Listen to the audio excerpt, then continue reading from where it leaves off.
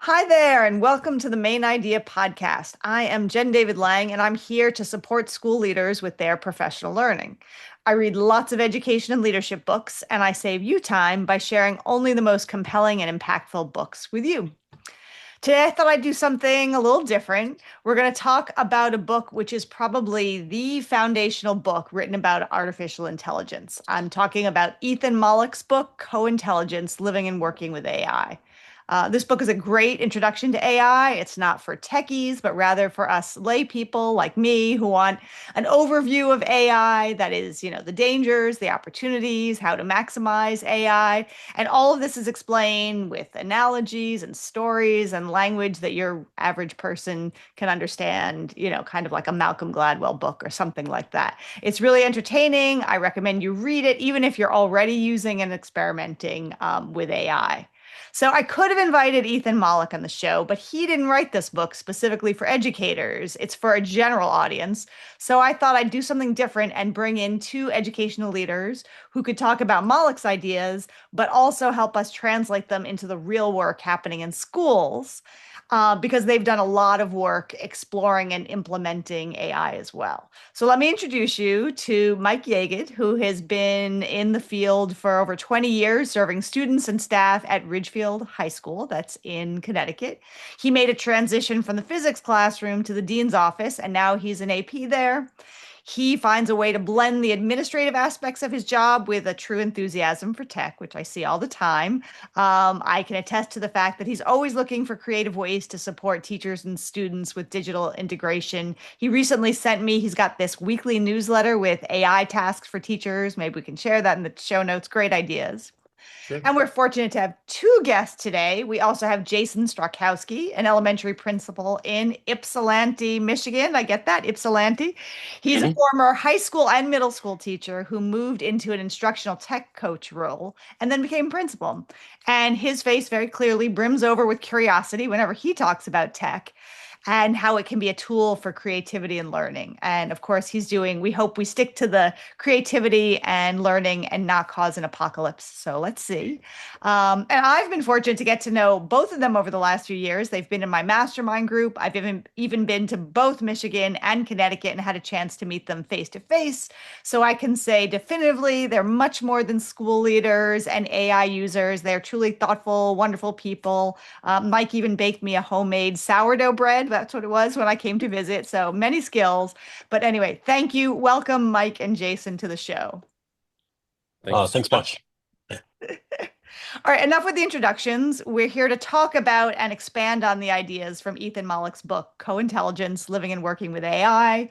Ethan Mollick is a professor at Wharton, the business school at UPenn, and he's probably one of the biggest thinkers and writers out there on the topic of AI. I think this was the very first book I ever read about AI, thanks to Jason's recommendation. So let's just start with the basics. What does Mollick believe is the extreme power of AI? What can it do? So I think, he has a pretty broad view and, kind of describes that as really sort of exponential good or exponential risk. And so, reading through his book, it's a great journey explaining sort of from where did AI come from, right? But also giving it sort of some lens and some direction about what is the potential now, what is the potential in the future, and what are some potential pitfalls. And so through his various descriptions, I think that he is explaining, depending on how this is used, there's exponential uh, potential here, especially in the educational realm, and there's a lot of risk as well. So we need to be careful about how we move forward. Yeah, when I first grabbed this book, it kind of coincided with him coming to Michigan and coming to an AI conference. So I actually got to see him do the keynote and had a moment to meet him. And he was like electric. And it really like his vision is very pro AI in the way that I think I'm very pro AI, in that he says, to summarize, that we need to wade in. We need to get in there and do the work of understanding this. generational change. It might even be more than generational. Once in a millennia change if it goes where he kind of thinks it's going to go as we move towards AGI and ASI, which we can get into all those details later. But I just I think that what he's trying to say is we need to start thinking of it as a co-thinking partner, as an assistant, as a coach, as a tutor, as in all these things. We need to do the work to understand how to leverage this tool, because if you're not doing it, you're really leaving a lot of cards on the table. You're not offloading that mental labor like you need to be doing. And there's a lot of parts that you need to be, especially as an educational leader, that you're leaving something behind by not doing this. And I tend to agree with most things he says. Yeah, I mean, he definitely has a huge enthusiasm for it. He believes that it can lead to a 20 to 80% increase in productivity, which is huge. But he does have cautionary tales, as Mike pointed out, and he does say it has to be a thinking partner. I didn't realize at first what he meant by the title co-intelligence, meaning that it's artificial intelligence with human intelligence. So I know there's a lot of enthusiasm, but let's start with some of the concerns. What are some of Mollick's concerns about using AI, and what do you all see as the biggest concerns that we should have as educators for using AI in schools? The thing that I would jump in and say is, and I've seen this directly with my previous school district in which I worked for 21 years, is the number of people who used it as a replacement for thinking, Mhm. who used it as a crutch, and would take an email, dump it in there, and then type in a couple words, grab that, and then email somebody back. Right. And the inauthentic nature of those responses Mhm. really soured relationships. I saw like between two central office staff like going at it at one point due to that, how flagrant the use of AI was. And the other person who, very much from a previous generation was offended deeply by the use of this. I think that is a huge part of it. In addition to it, I think that, if you're using student identifying data, I've heard some people dumping in spreadsheets with student names into it. And I mean, there's on top of it just being illegal, right? You shouldn't be doing any of those things with any, personally identifying information, amongst many things. But anyway, I'm going to hush and give Mike a chance to talk too. Yeah. Um, I think Moloch talks a lot about the biases that are present in AI, especially currently. I think there's some improvement in the models that it's being trained on. There's some improvement in the hallucinations, but both of those fields are, Moloch talks quite a bit about those. And so um, the free databases or the free resources that these models have been trained on are running sort of dry. And so those biases are sort of baked into the current models, and there's not really a new source of information for the models to learn on that don't have these biases. And so there's that concern, right? Um, and he gives some examples, like, if you ask any AI model to create an image of a doctor, it's usually, 9 out of 10 times going to draw a male figure A instead of a white male figure. right, Yeah. right. And so some of those biases, right, are baked in, and making sure that in the educational world that we understand, our teachers understand those biases, our students understand those biases. Yes. And then the other side of that is those hallucinations, which is, sort of, again, AI isn't really thinking, it's a prediction model, right? And so it's trying to predict the next best, word to put in front of the last one. And again, we've seen obviously exponential improvement in the models since they were released to the public, but there are still those hallucinations there. And I think and as Malik points out, one of the concerning things is that we're not seeing the grand hallucinations anymore, where it goes way off the rails.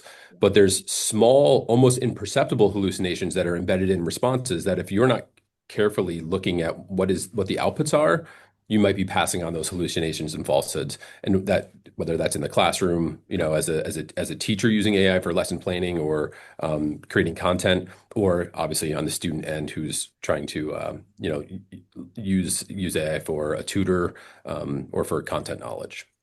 Yeah, I agree with all of those things, the biases, the hallucinations, which if you don't know, it means just outright wrong, replacing the thinking, teachers getting furious because a principal is using AI to write, feedback after a teacher worked hard on planning a lesson, the student identifying data, sharing that with the AI.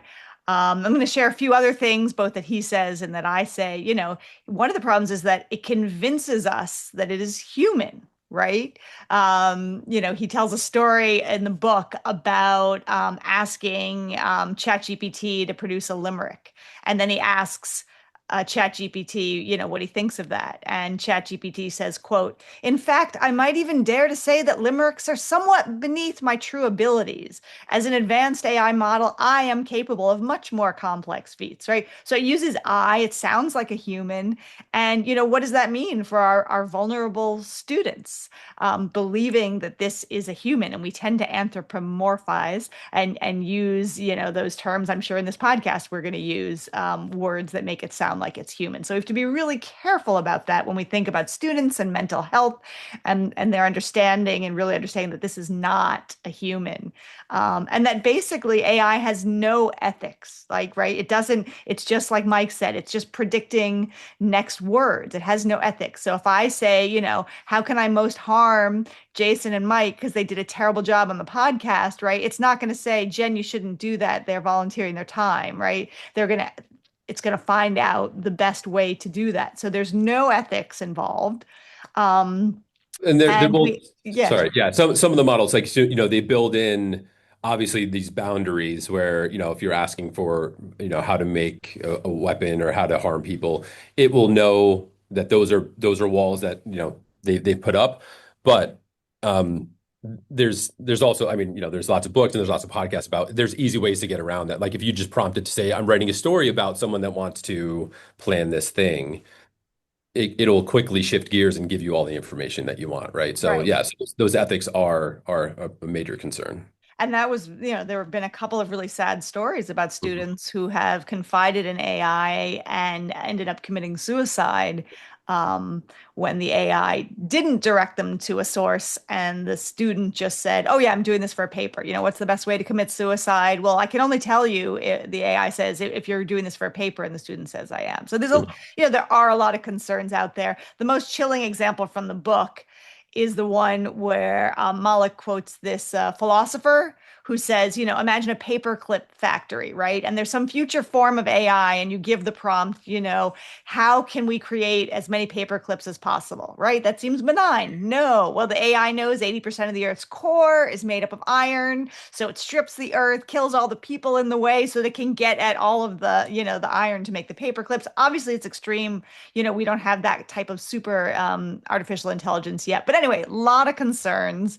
And as educators, we're taking care of children and students and families. So it's important for leaders to think about that. Mhm. In this first part, Mollick comes up with 4 rules for how to best use AI and maximize it effectively. I thought maybe we'd talk about the first 3, and if either of you have any, rules of thumb that you use, either, that you're aware of or not. But his first principle is always invite AI to the table. Anyone want to speak to that first rule? It as a so ChatGPT comes out in November of 23, I believe. Mhm. And I started seeing it blowing up all over social media. I jumped into it and saw and went like, oh, okay, I get what it's doing. It's not good yet, but it's interesting. And then really quickly, ChatGPT 4 came out and it was good. And I started immediately using it in both my professional and personal. So I'm a dungeon master for Dungeons and Dragons, and I started immediately using it for just brainstorming, and just coming up with lots and lots of ideas. I started using it to create scenarios, to create monsters, to create items, and I'm doing the exact same thing professionally as well. every time I go to write something, let's say it's a responding to an email. I drop the email in and say, write that in a warm tone, write that in a funny tone. And I'm not using it, I'm not pulling that out and dropping it into the email, but I go through and just kind of filter through various opportunities. Now, I would be able to do 100% of that, but it might take me 20 minutes. And this 2-minute activity gets me done with the email after another 2, 3 minutes. And so I'm offloading that mental labor in so many ways. Um, and even just preparing for this conversation today, it's been a while since I read the book. And so I just had a conversation over the course of 15, 20 minutes with ChatGPT, back and forth, prompting it, telling it some of my thoughts. And it's since I have the paid version, I've already preloaded a lot of things into memory. So it's a conversation. It's not just, a chatbot. I'm getting coached. Anyway, it's really kind of transformative in how I work. I appreciate the honesty and you sharing that you used it to prepare for this. No, Mhm. great. Yeah. Yeah. I I um I love this sentiment. Like I think it's really important, especially where we are in education. I think it's really important that we understand how AI functions and how it can impact the educational landscape. So, do I agree that students should always invite AI to the table? No. Like, I think that's maybe where we can have a different conversation of we need to have a measured approach, but they should be engaging with it. But I think our boards of education, I think our superintendents, I think our school leaders, and I think our teachers should be using AI all the time, whether it's to actually create content or just to get a better understanding of what the outputs look like, so they can then recognize what an AI response looks like, maybe from a student. Just at that level, I think it's really important to use AI to if a teacher has a quiz, put it into AI and see what the responses are. If they have a take-home essay prompt, put it into AI and see what the response is going to be. This way, again, they get a better sense of what the capabilities are. They can be on the lookout for that, what the content looks like, and get a better sense of it. And I really do think, again, superintendents, boards of education need to understand what this looks like in the educational landscape, not just in their own personal or sort of workflow process.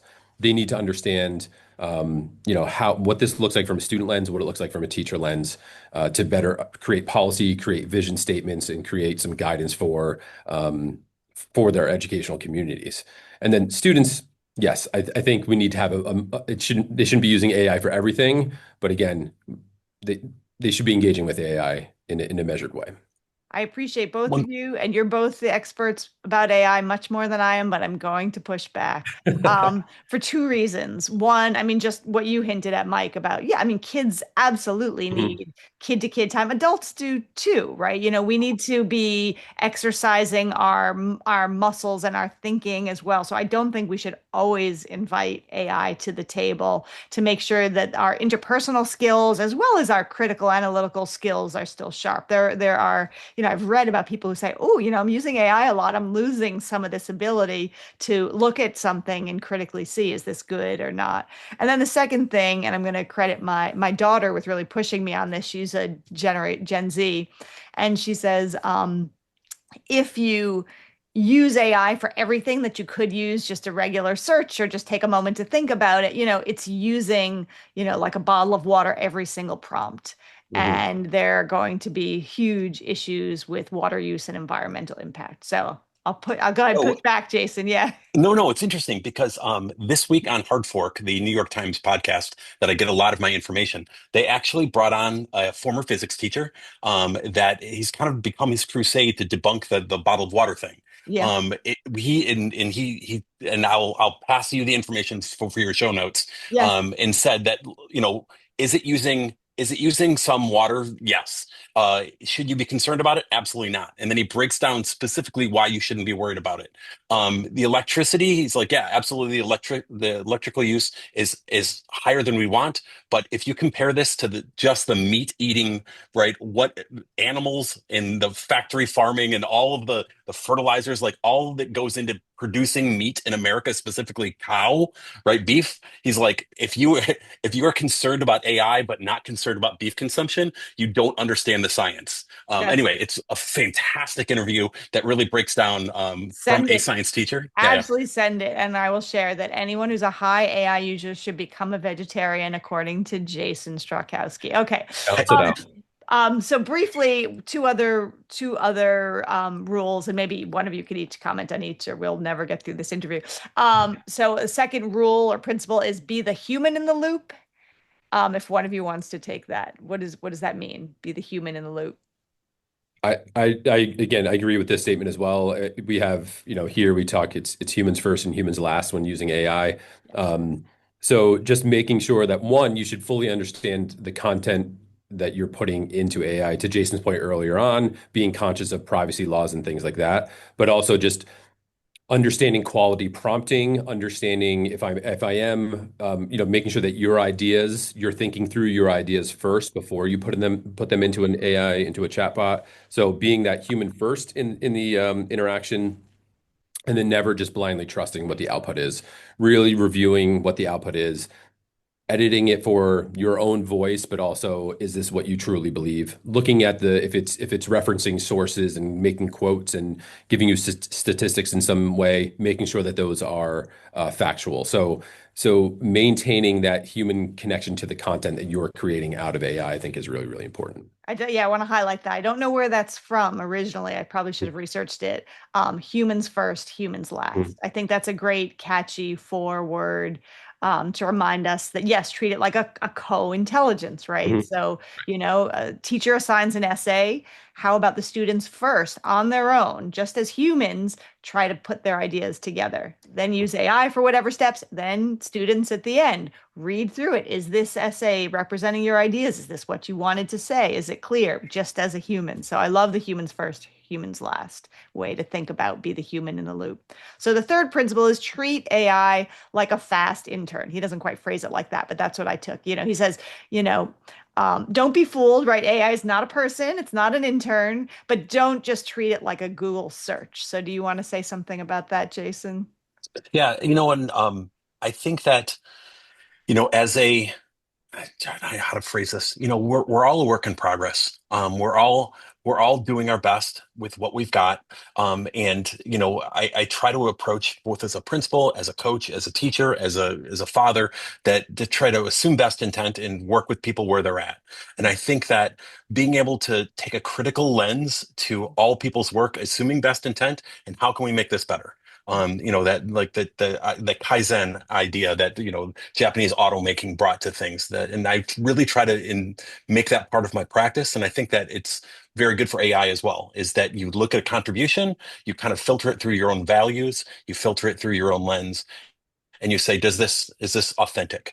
Because I think that if anything you use is not authentic, boy, is that, especially in 2025, that is like the kiss of death. Mhm. And as my niece who's living in Bushwick would say, with her film camera and her vinyl, is that you're seeing this pushback that authenticity is very important. We need to know, how do you know something's real? How do you know something's not fabricated with AI, right? Especially with media, it's because you saw it and because you did it and you felt those experiences. So I think that kind of that whole picture of making sure we're doing our best and filtering it through our own lens. The previous one, be the human in the loop.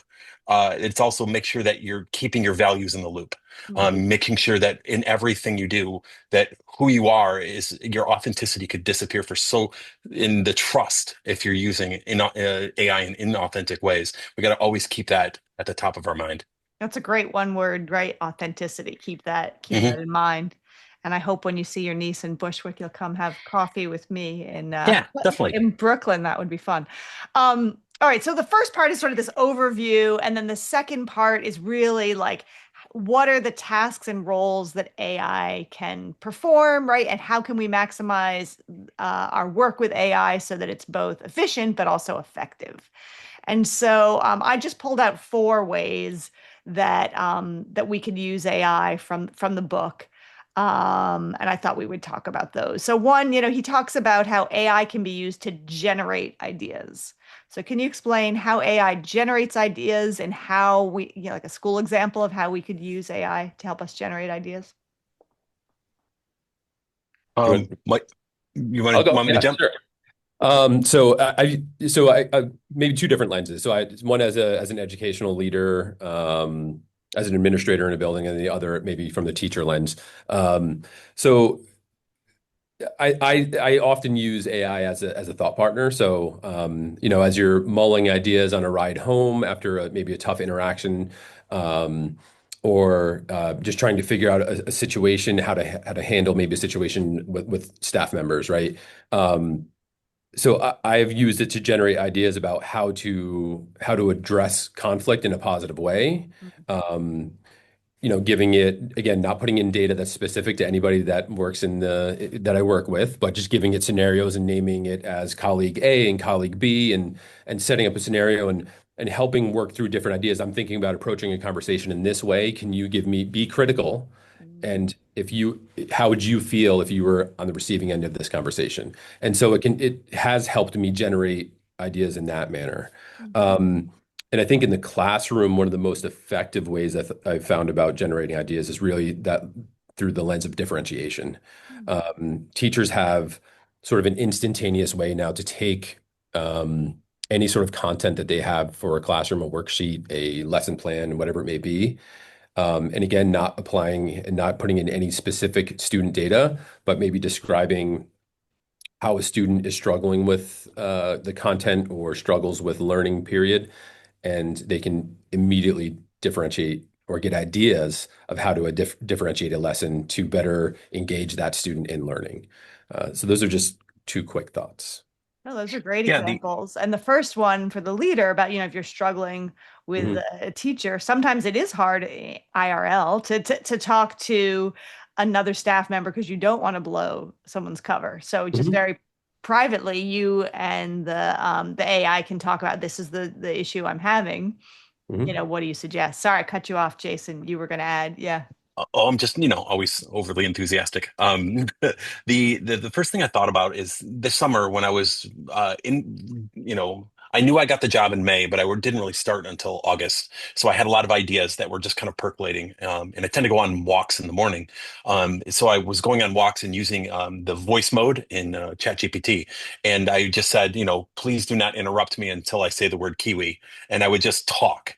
And at the end of it, I would say, now summarize that in bullet points for me, just ideas. And so I was kind of using that time to kind of get some stuff out of my head. And the great part is, as you're using, your phone with voice mode, when you go back onto your laptop, the chat thread is all there. And so I was then taking those, pasting them into Google Docs, and then making tabs like, okay, this is, this specific idea and this specific idea. So I was able to kind of harness those kind of open thoughts I had while walking. And then instead of forgetting them or trying to remember to write them down, I would just flip open the app, talk for 5 minutes, 10 minutes, have it summarized, and then have it available to me. So that was my kind of school use of this. And then I just think like in the classroom, with generating ideas, for anyone who hasn't played around with school AI, it's a really interesting way for kids to get immediately in and start playing around in a very tight, protected space. So for my fourth grade classroom, they're all researching flags because I hung flags up all over the building, and the kids were going in, and originally they were just looking at Wikipedia and other stuff, and I was like, no, let me set up this school AI space for you so that you can go in there, and then the teacher can see 100% of the chat logs of what the kids are looking up. And so they were just asking random questions, and then a kid didn't need to feel embarrassed about not knowing something. A kid didn't need to be embarrassed, and this carries over to adults too. There's how many times we've been in a conversation in which you don't know what someone's talking about, and I personally step out of conversations and be like, all right, can you explain to me exactly how LRE and FAPE interact with A, B, and C? And so I can go to the bathroom and come back to a meeting and know way more. So you can when you find those gaps that you have in your knowledge, fill them in. You don't have to wonder anymore. I like that. So doing research, if you're in a shower and a walk, capturing your Mhm. ideas, maybe organizing them. And yeah, and and he really describes generating ideas as brainstorming, basically, and better brainstorming. So Ethan Mollick in the book gives the example that if you had 2 minutes to come up with creative ideas for how you might use a toothbrush other than brushing your teeth, you'd likely come up with about 10 ideas. But he said, An AI can come up with about 122 ideas in just 2 minutes. So some of these are mediocre ideas, some of these are repetitive ideas, but if you bring the human in the loop, you can at least work with the 122 ideas to expand your ideas. So if you are, brainstorming ideas about flags or brainstorming ideas to differentiate a lesson, you're going to come up with a certain number of them, and AI can help expand that. And you're still needed to fine tune it, but it can increase that. So that's sort of one role, AI, to help us generate ideas. Another role, he said, is that AI can be used to summarize data. So can either of you describe, what would it look like to summarize data in a school, and and how might we use that? The one thing and I think this fits in that category. I am new to using the Danielson model for observations, and so in order to help teach me the language, because I had, 32 observations I had to do in the month of November and December. I built a custom GPT, loaded all my Danielson model stuff in, went to the tool inside PowerSchool that we use, created a PDF of that, uploaded that as well, and then gave it custom instructions that said, I would like you to help me take raw language and then process it into Danielson level language for targeted feedback to teachers. So I can go in and type in something like, the room is very dirty, very cluttered, and it's a barrier to learning. And then it kicks out this very specific aligned language. And then I'm like, okay, I'm using it to take the data I've got, but also help me learn in the process. And so eventually I'll get to the point I can just know the language. But having to process this quickly, I'm teaching myself and also using this tool to help me grow, to build those muscles. I think that that's really interesting. And for those of us who don't know how to create, a custom GPT, I think that an additional and simpler way that Mollick might say is that those 32 observations that you did, Jason, in those 2 months, that you could gather all of that, whether in rubric form or just raw data. The room is dirty, and it can pull out themes, right? So if these are my 32 observations, what are the top issues that I might need to lead some PD on that my teachers are struggling with? Or and again, not putting in any identifying data about the teachers, obviously not. That's a no-no. But what are some trends? What are some trends in the fourth grade or trends in the eighth grade that you could ask questions of the data that would take you by hand a long time to go through 32 either narratives or filled out rubrics to find these trends and figure out which teachers need the most help with what, and what you might need to work on for PD. Mike, other thoughts about summarizing data? Yeah, and so I've seen sort of an interesting way in both sides, on the leadership side, but also in the classroom side, where you can sort of have super powered bell ringer activities in a classroom, or dipstick checks or exit tickets, where normally you would have, students respond in either short answers, one-word answers, true, false. Maybe they're holding up a whiteboard with a response on it. You can now use, let's say, a quick Google form to have very open-ended questions, higher order questions, where students are typing responses into their Google form. Again, you leave out all of the student identifiable data, and you're looking at just the responses. And in seconds, you can have your prompts ready on the side, where you're going to analyze the questions for common misconceptions that my students have. What are their strengths in their responses? What are some areas I should cover in my lesson today to make sure I correct these misconceptions, right? Or however you want to analyze that. So you can have 5 minutes of in-depth questioning where they're typing their responses. They copy paste all of that right into a chat where you have those prompts ready, and it's giving a teacher live feedback on these higher order questions, these really detailed thinking, instead of sort of those quick methods, which has been really powerful. And I've seen that same process really play out in faculty and staff meetings, where you can as a educational leader, you can give your staff, as they're walking in, maybe they have prompts to fill out in a Google form, or maybe they're filling it out ahead of time. And again, you can quickly, obviously, you want to go back through that data eventually, but you can at least parse out some really quick concepts of what are the overarching themes of these responses. So it's powerful. I mean, it transforms meetings, it transforms classrooms. I think this is a great example of how it can save us time and solve a problem that we've had in schools, which is that we collect data, but we Mhm. don't always use it. So back when I was teaching, we were told, right, use exit tickets, right? So how many teachers do you know give students an exit ticket on the way out? And then Right. if you're a high school teacher, you got 100, 150 students, right? Are you going to go through those and you're supposed to do them every day and maybe multiple classes? So we can collect data, but can we use it? And so Mhm. can we use AI to help us comb through it and give us actionable feedback to make a decision either in a class, right? If it's in the middle of a class, like you're saying with whiteboards, you have a Mhm. hinge question, right? You're not supposed to move on if fewer than 80% of your kids know the answer, but how do you know, right? Mhm. Quickly. So I think that's great. I just did a podcast with Andy Cito, who wrote an article for Ed Leadership, 6 Steps to Turning Qualitative Data into Actionable Insights. And that's really what that's about. So you're a school leader listening to this, right? And you ask your teachers for qualitative feedback, and then how often does it sit there? So now you can comb through it more quickly. And Yeah. and just a quick note on that. And I've actually seen a teacher that does this live on the projected on the board, so that the students can see the responses. And so there's that additional moment there of demonstrating to students ethical use of AI, which I think is really important to model, where we're not asking it for answers to, you know, an essay question. We're not using it to look up a fact. We're demonstrating and asking it how we can improve ourselves. And so I think that modeling of ethical use is really important for us to show students as well.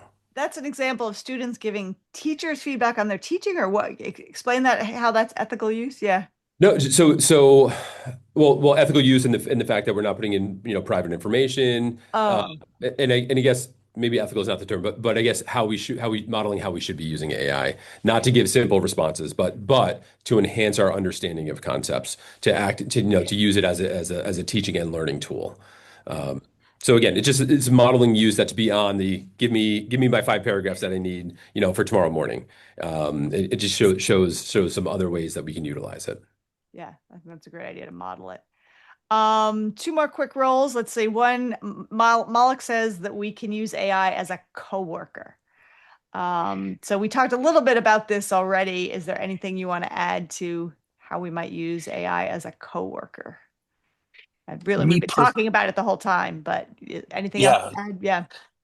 me personally, I think that just the decision fatigue and the overwhelming amount of emails I get, it's been really helping me just save time on processing a lot of those. Mm. And also how to write. I'm a very kind person, and sometimes I'm too kind. So I need to kind of test out what a harder edged Jason looks like and sounds like. I had a parent sneak into my building by lying to my front desk just so he could go yell at my 36-week-old, 36 pregnant, 36-month, week pregnant teacher. And it was so awful. Right. And so I'm like, I needed a much harsher version of Jason. And so I was trying out tones of, how to tell him, if you do this again, you will be trespassed from my building. Like, you cannot Mm. do this. And Mm. so it's really helped me um, try on different identities of a sort. Something that, just saying, show me what this looks like. Show me, an infinitely patient secretary, an infinitely patient, right, mentor. Yeah, it's been great. And that's about giving it the context and telling it the role you want it to play, Hmm. right? Yes, So 100%. I like that example, Jason, right? Like as leaders, we should surround ourselves with different types of leaders, right? If we're big into storytelling, surround yourself with, people who are data people. Or if we're very direct, surround yourself with people who are softer and kinder. So AI could be one of those people like you're suggesting, Jason, to Hmm. bring out that other side in you. Go ahead, Mike. Yeah. Yeah, just a couple quick thoughts. So one is remembering that AI is sycophantic in nature. It's going to try to please you and tell you that you're brilliant and you're right all the time. So I think in that coworker, when we're really looking for, the coworkers that I really trust are the ones that give me the real feedback that I need. Like, oh, I think you're going down the wrong path here, Mm. and will help steer me in the right direction. So prompting your AI, giving it a persona, but also telling it to be that critic, I think is really, really important, and will help you get better responses and help you grow and get some different points of view. Um, And then really the other one is, Jason kind of hit on it, where you can build these GPTs or these gems inside Gemini.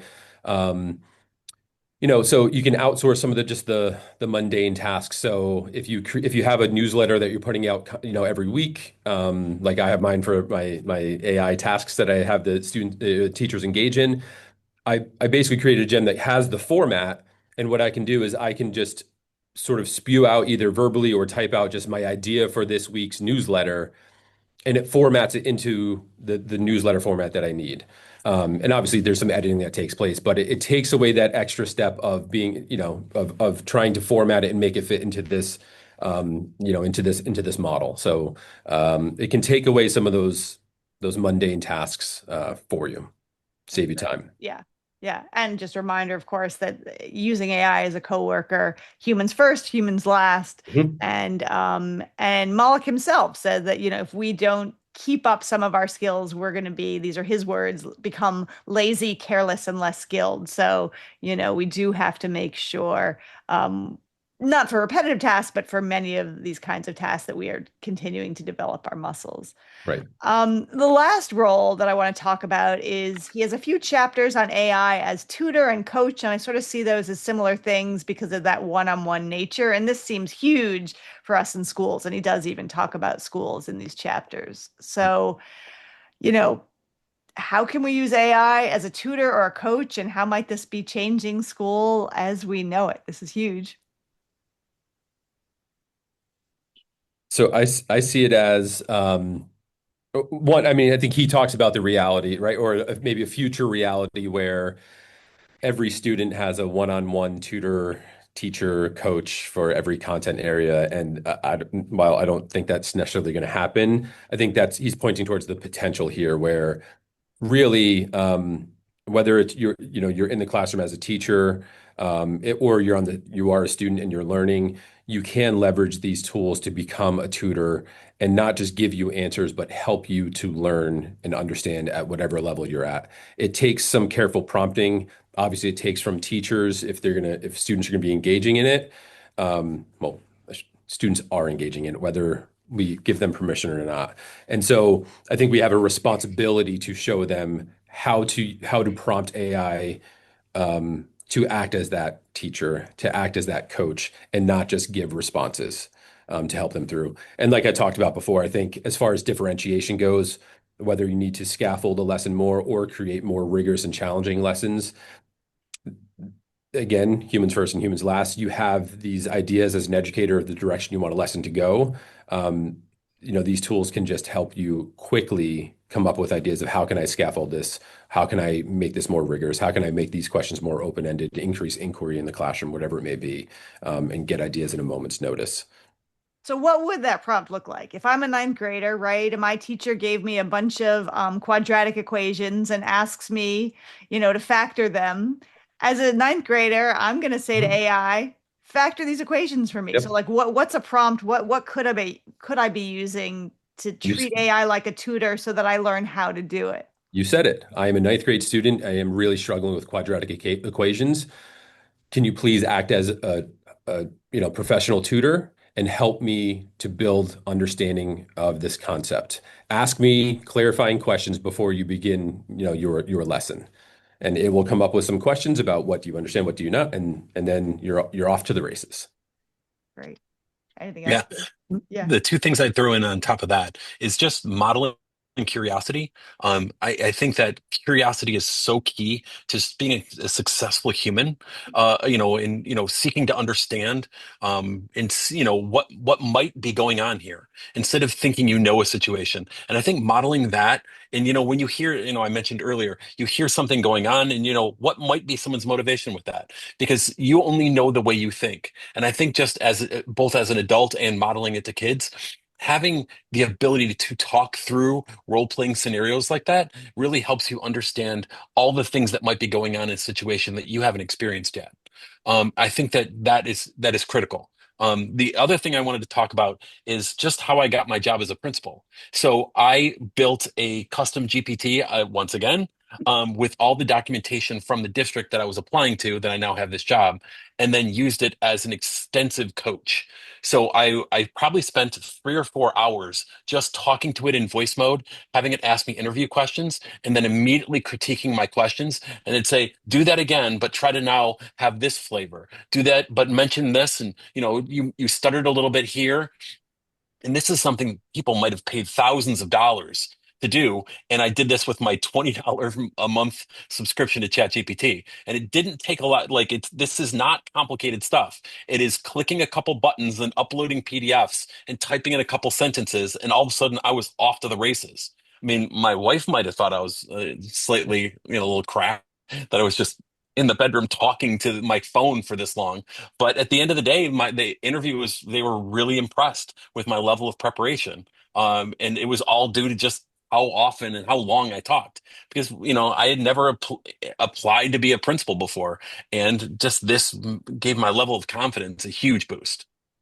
So if the superintendent at Ypsilanti is listening to this now, he or she knows how Jason prepared for the interview. Oh, But I talked about it during the interview. It was the best.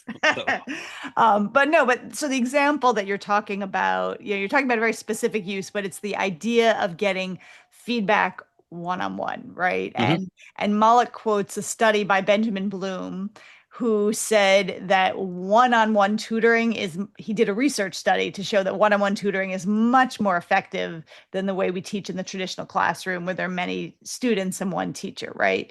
And so really, the problem is we can't give our kids the type of one-to-one feedback, the amount of feedback you could give in a one-to-one situation. That's the power of the tutoring, that it's one person or AI, giving you feedback. And so the tremendous potential for AI to step in and increase that amount of feedback, right? Think about a middle school English teacher who has a huge stack of essays, from all of her 5 8th grade classes. Is she going to assign an essay tomorrow? Is she going to give individualized feedback to all of, 120, 140 of those students? It's impossible.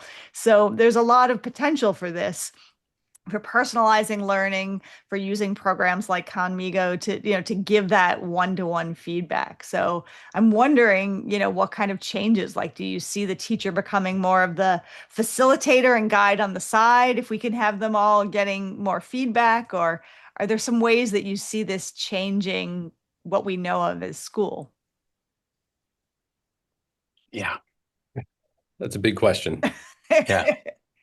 What? Um, Yeah, go ahead.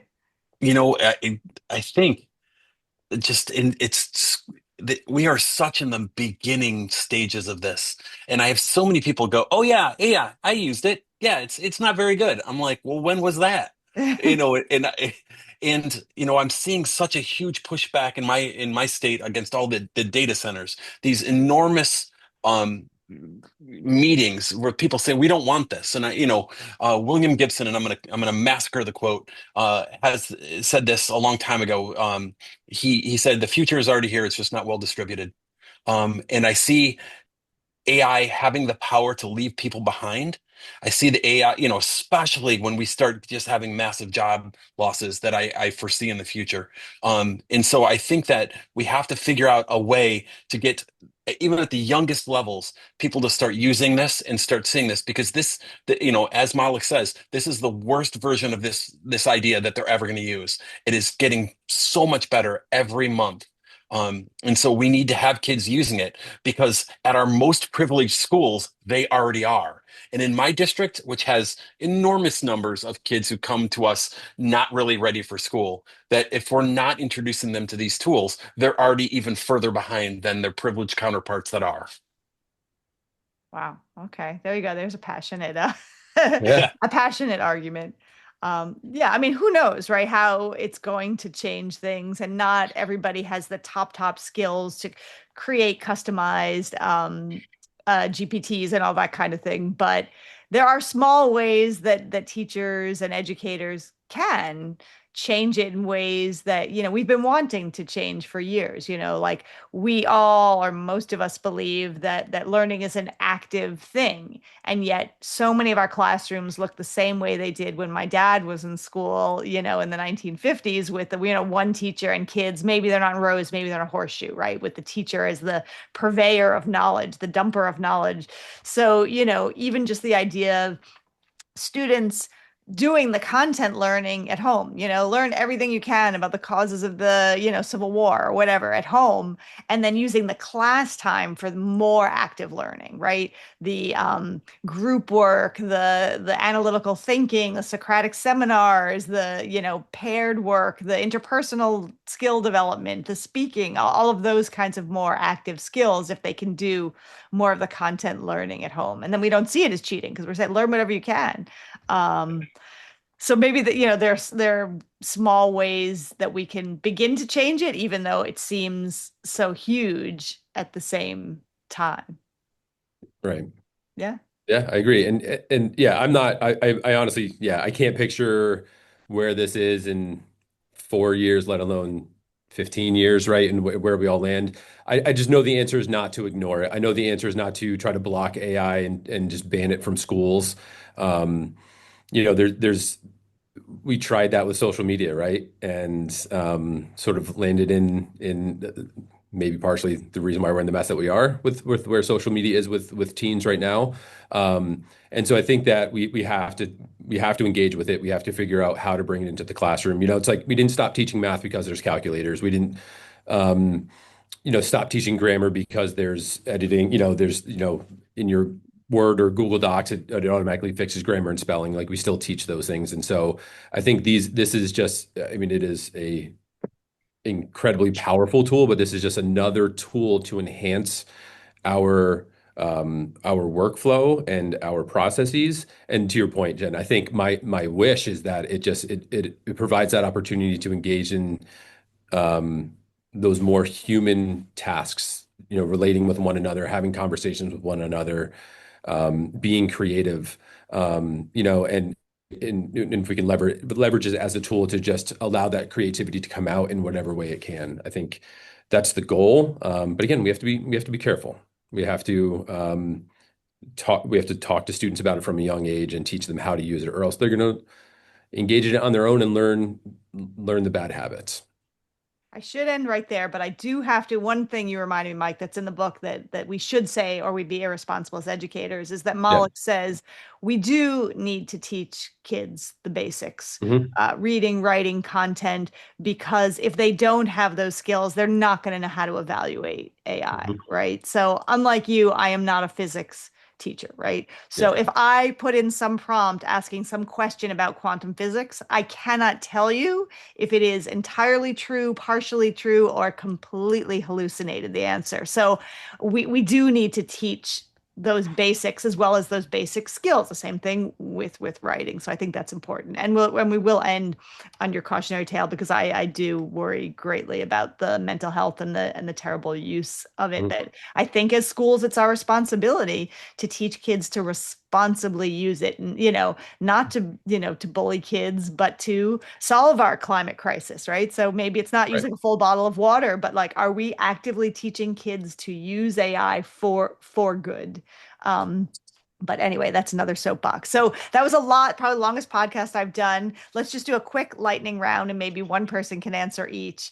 One main idea you took away from Malick's book and these ideas. I really liked his whole philosophy on the centaur versus cyborg, in that helped me frame. So in the he's saying in the centaur there's a, you have one role and then you have another role, and that you are definitely it's he said and for very high stakes outputs you're going to want to this is the part that AI does, this is the part that I will do, and making sure your values are very forward with that, so that you can keep exactly who you are, and the protection and privacy and all that. And then with cyborg mode, it's more of a blending, back and forth conversation, kind of like what I was discussing on my walks. I really liked that concept and I really grabbed onto it.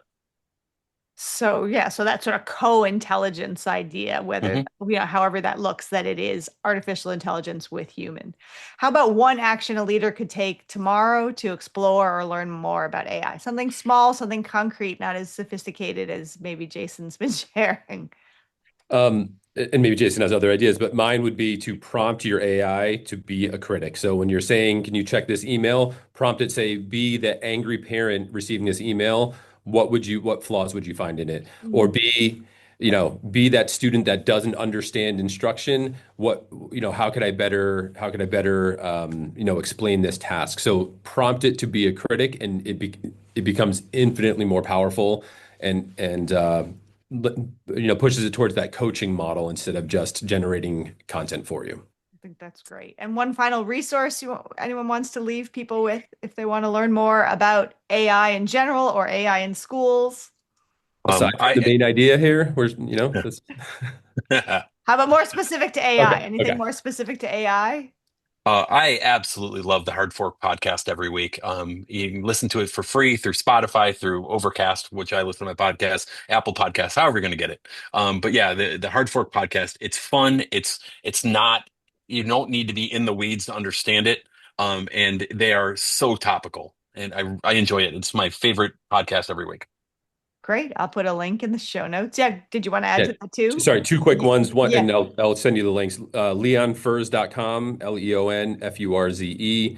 So he just has some great resources about practical uses of AI.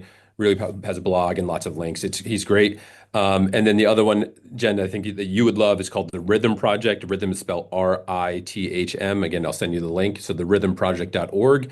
So it says they're on a mission to equip young people to rebuild and evolve human connection in the age of AI. So it's not Nice. negating anything about AI. It's we know this is a reality. How to ensure that there's still that human connection with their young people. So it's some great exercises on there that you can bring into a classroom easily or to a school.